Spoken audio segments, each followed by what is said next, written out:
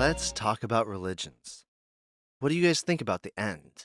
You know, the end of the world, the end times, the prophecy that some faiths speak of? What if I told you the end of the world as prophesized has already occurred? Is this what a heretic would say? Today, on Confronting the Echo, we're going to be talking about the end of the world prophecy, different religions, the oneness of religion, and progressive revelation. A disclaimer that I'm not saying these are universal truths or absolutes, for I'm only sharing my own personal truth, and belief is for the individual.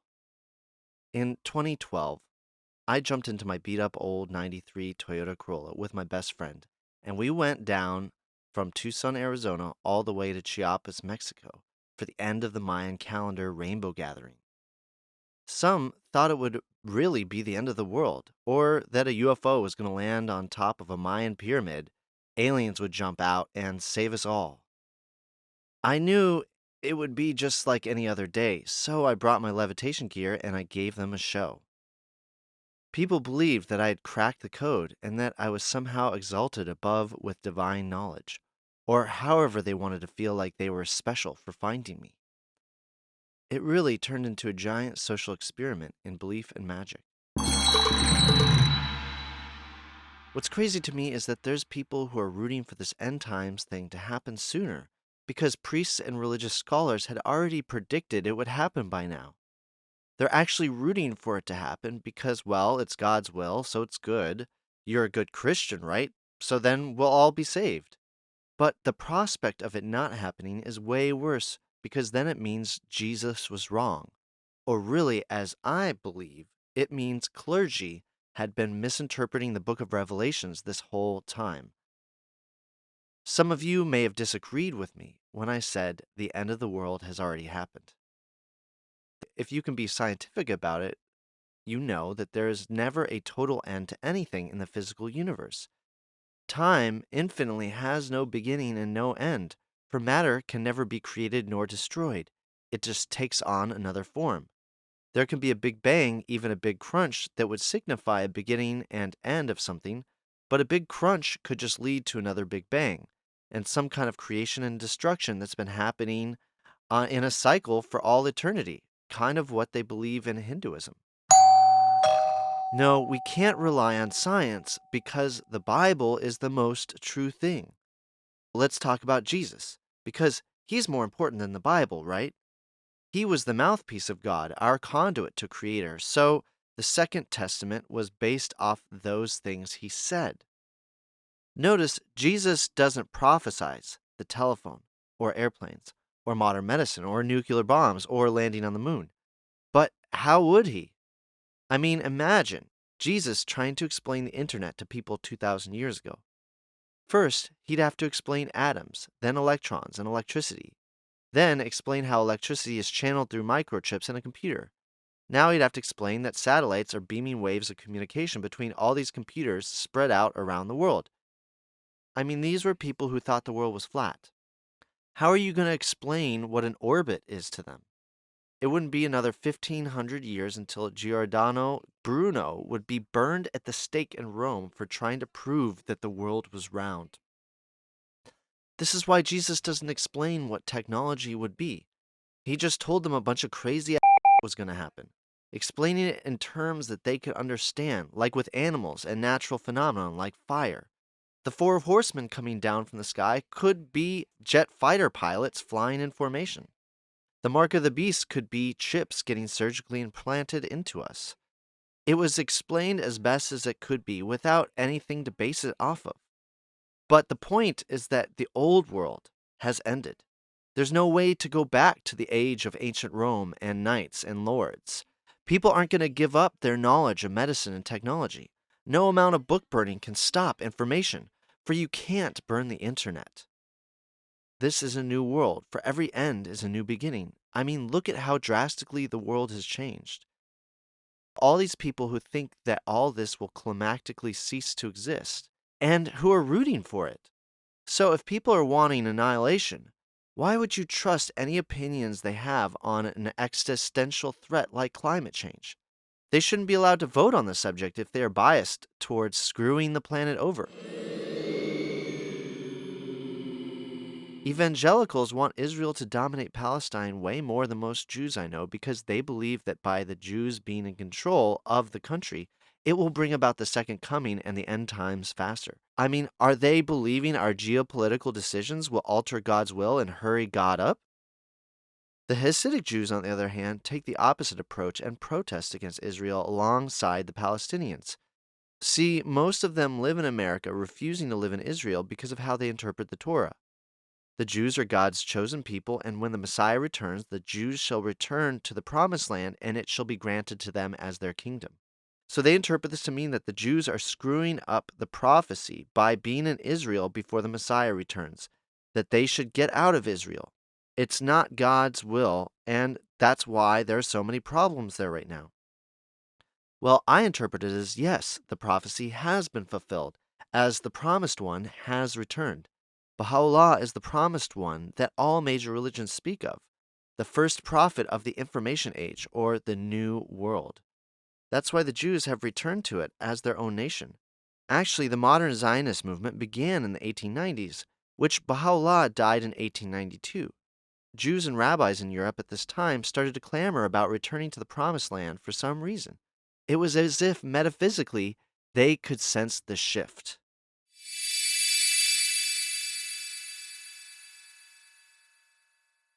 As a Baha'i, my interpretation for why Jews are God's chosen people in Israel is because the Jews allow the Baha'is to exist and have not only their holy sites in Israel, but also have their world administrative order in Haifa, Israel, their universal house of justice. Muslims, on the other hand, are much less tolerant of the Baha'is and have demolished Baha'i historical holy sites in Iran, Iraq, and Turkey. If Haifa was still controlled by Palestine, they most likely would have done the same because Islam views Baha'is as a direct threat to their legitimacy and to their prophecies. They view Baha'is as the ultimate heretics because Muslims interpret Revelations as Jesus would return and then the world would end. Since they believe Muhammad was the return of Christ, they consider him to be the seal of the prophets, the last prophet until the world ends. Christians reject Muhammad, so they still believe another return of Christ will happen before the world ends. Baha'is say yes, Muhammad was the last prophet of the old world, and then the world ends, and Baha'u'llah is the first prophet of the new world. It has to be some kind of divine plan.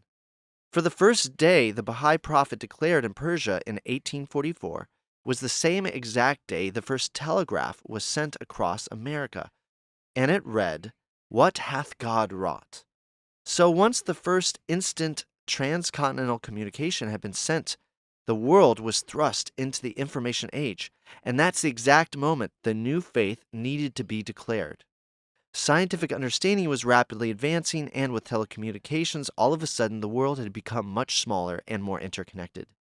Our capabilities to annihilate ourselves with gunpowder and bombs was advancing rapidly, and corruption and splintering of previous faiths was accelerating. The 1800s alone saw the creation of hundreds of sects of Christianity that would fight back and forth with one another. Part of the reason I performed to inspire the masses is I experienced a unique religious upbringing that was tolerant of other faiths, even tolerant of non-heterosexual orientations. I grew up in a diverse climate in a liberal town, surrounding myself with the artistic kids from a young age. I recall at my high school, the kids who were super into church were never the cool kids. They were the really dorky ones, joining the young Republicans and trying to argue in science class that evolution was a lie. I remember the rejection of Christianity in a vast majority of my friends, and more than that, a disdain for religion in general accompanied. For they had been left with a bad taste in their mouth due to some fundamentalist religious drilling, or by just merely seeing the atrocities due to religion that's spoken about in history books. And Christianity is very much the religion of you're going to hell unless you follow our church. I also noticed people's sexuality had been negatively affected by growing up in certain religions, even if they rejected those going into adulthood. Through seeing so many of my friends develop this animosity towards religion and yet have a desire to be spiritual, I felt a calling to share my experience of being raised in a more tolerant religion and present points to put all the grievances they had into a greater perspective as part of God's plan of progressive revelation.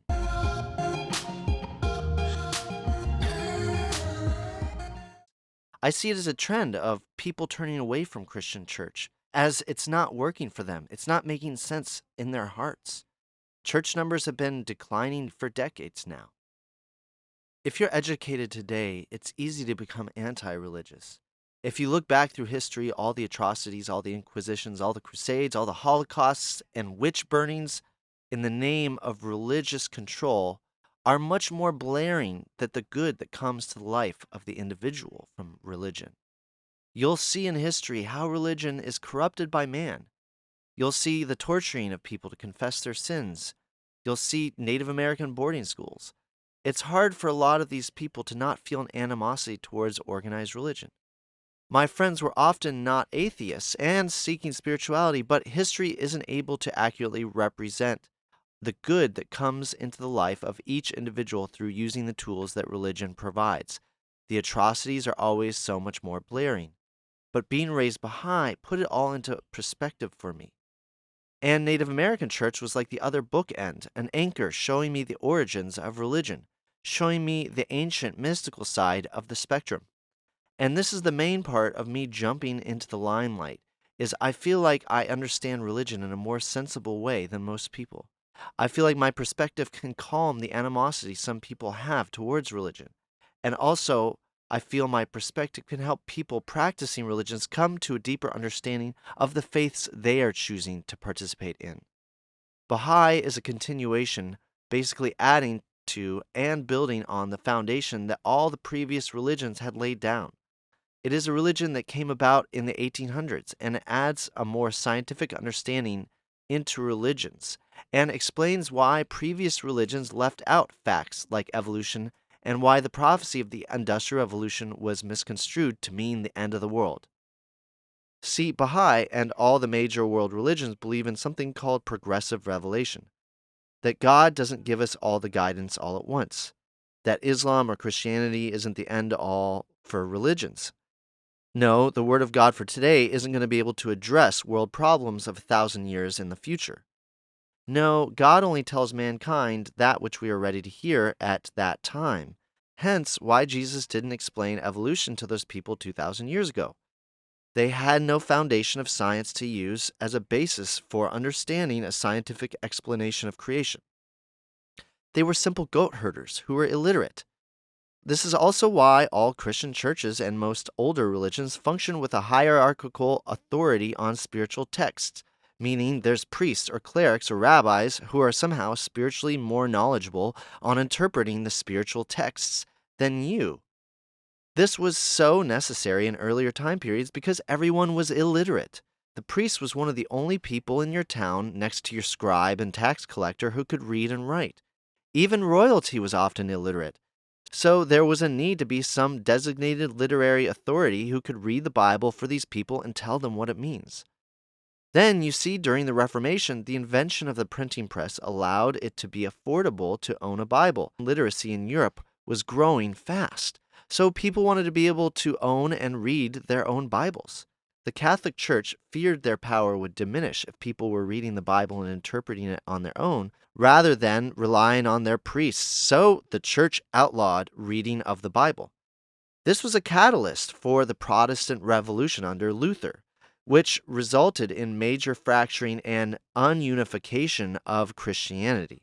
So, being that both Islam and Baha'i are major religions coming after Christianity for a world of increasing literacy, both Baha'i and Islam stress the importance of literacy and being able to read sacred texts like the Quran for Muslims and the Kitab-i-Aqdas for Baha'is. Baha'i goes a step further and completely abolishes the position of priests or any figurehead to be considered on a higher spiritual plane. In Baha'i, everyone is at the same spiritual level. No one can tell you how to interpret sacred text. Baha'i calls this principle independent investigation of the truth. That because we are literate today, it's our duty to read sacred texts and determine for ourselves our own personal connection to higher power. that no one can tell others that you are going to hell because you are going to the wrong church or believing the wrong things, that your own connection with God is internal and personal, and that you must come to your own conclusions yourself. Even the children of Baha'is aren't supposed to be forced into the religion and aren't allowed to declare being Baha'i until they're 15 years of age, the Baha'i age of spiritual maturity. Baha'i parents are actually encouraged to educate their children as to a wide range of other religions, that their children can make an open-minded choice on their own spirituality. Progressive revelations. Now, I know that it might seem like I'm doing that which I spoke against, and growing up Baha'i, I always questioned what seemed to be a contradiction, because Baha'is sent me out into the street to try to promote the faith. Baha'is believe their faith needs to be spread around the world and become a majority for there to be world peace. So there's a certain degree of teaching and spreading the awareness of Baha'u'llah's coming. And to me, that appears like a certain degree of saying, hey, ours is the right faith. Everybody come and join our religion. It might seem like I'm saying Baha'i is better than Christianity, and for today's time, I believe it is, but it's the same faith as Christianity. Baha'i draws the line of proselytizing with the following quote. It's declared, its primary purpose is to enable every adherent of the faiths to obtain a full understanding of the religion with which he stands identified, and to acquire a clear apprehension of its purpose. It is neither eclectic in the presentation of its truth, nor arrogant in the affirmation of its claim. So the aim of spreading awareness of the coming of Baha is to help others to understand the faith that they practice, is to help others better understand the faith that they practice.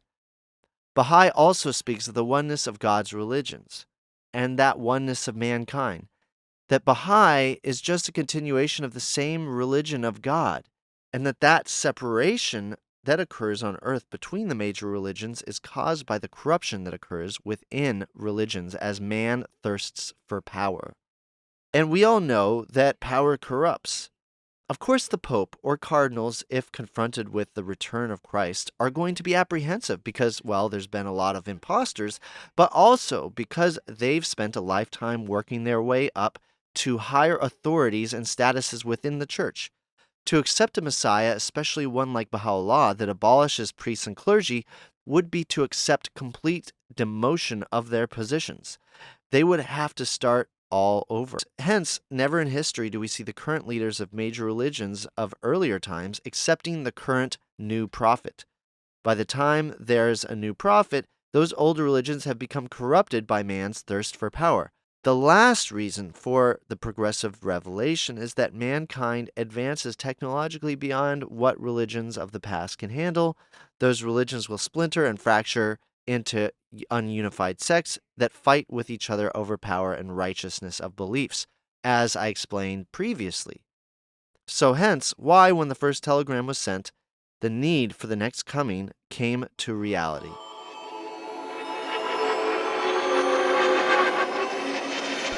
So, Baha'i is very progressive in handling today's problems.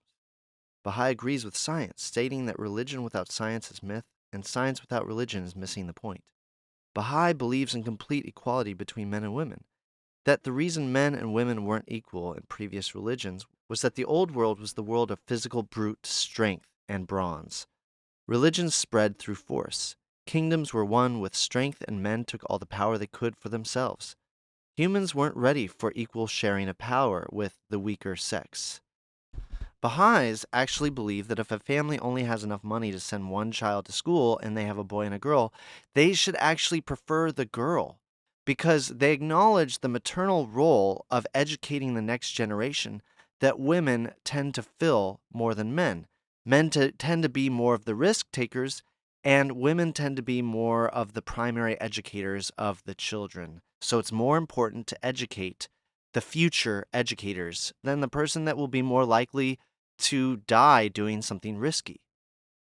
These religions are creations of man inspired by the teachings of prophets or avatars. They are like a special human that has some kind of divine knowledge or connection with God. They include as the major prophets in order of succession Abraham, Krishna, Moses, Zoroaster, Buddha, Christ, Muhammad, and Baha'u'llah. Baha'i also acknowledges there are minor prophets. These would be like John the Baptist, or Confucius, or the Bab, precursor of the Baha'is. Maybe some prominent gurus in India were minor prophets, or maybe these minor prophets existed to help guide the peoples in the Americas and Australia. Throughout history, we're always looking to these miracles that prophets had done. What if this divine knowledge is what allowed these major prophets to do things that would seem like miracles to us? The one thing that all these prophets had in common is from a young age, they were getting thrown out of their tutors and classrooms. The teachers were saying, "This child knows more than me. This child is trying to teach the class and undermining my authority," right? So, from a young age, these special individuals had an inherent knowledge of science and the physical universe. So, if you're dealing with people 2,000 years ago that believe anything that they don't understand is magic, and if Jesus has this inherent knowledge of everything there is to know about physics, well, then Jesus would have the capability to harness physics to do something that would appear like a miracle to these people, because they have no foundation of science to understand it. And Baha'i elaborates on this and says that the need for future prophets to perform miracles to get people to believe in them or show their validity will be less and less, because mankind's understanding and education in the physical world will advance, and we will be able to use our intellect to determine if the specifics of the religion and the prophet renders them a legitimate prophet. And it also should be noted that as we advance our knowledge of the physical universe, our understanding of a specific miracle that a prophet would be able to accomplish will be greater. We will be able to understand how Jesus walked on water. And as we are able to document information and occurrences immediately, there will be no ability for the stories of these miracles to be embellished and added to as they had in the past when they were passed down through oral traditions. Anyways, guys, I'm really excited to open the door for the next podcast to talk about all the different religions that I just spoke about. Each one is very unique and beautiful in what they believe and their practices and rituals, and you'll see that all of them really are saying the same fundamental truths. They all have the golden rule as their main primary objective. Love and the virtues is their foundation. Really, they differ most greatly when it comes to their rituals, practices, and prayers. These are the nuts and bolts, but not the core message. So I can't wait. I'm going to make this a 2-part podcast, and in the next episode, I'm going to be going into the more specifics about the beauty of each individual religion. Guys, this is a really dense topic, and I want to say to be continued on this one, and I want to see what you guys are commenting below. I want you to participate in this discussion and channel how I discuss this topic in the next podcast. Thank you guys for tuning in. Thanks for subscribing. I love each and every one of you. Remember, you are the beautiful creation that God made because you are beautiful just the way you are. There's no boo-boos, no mistakes, no mess-ups. You are the beautiful gift to this world that God created. So I want you to take that gift and spread it all across the world. You got to give it away to keep it.